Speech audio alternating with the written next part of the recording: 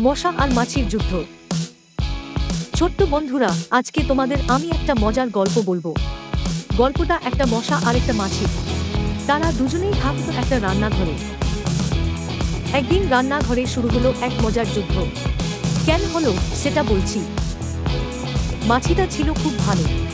সে সব সময় চাইতো খাবারগুলো যেন পরিষ্কার থাকে আর বাচ্চারা যেন ভালো থাকে।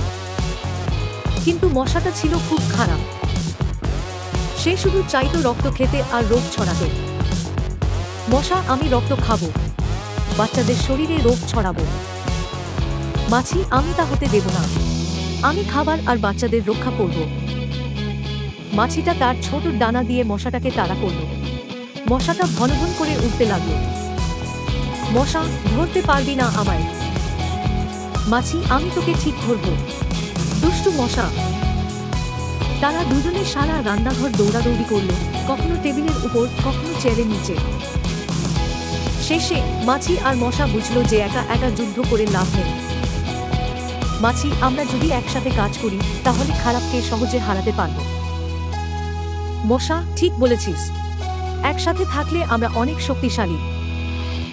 তাই তারা দুজনে মিলেমিশে থাকার সিদ্ধান্ত নিল এবং খারাপ কাজ থেকে দূরে থাকার প্রতিজ্ঞা করল।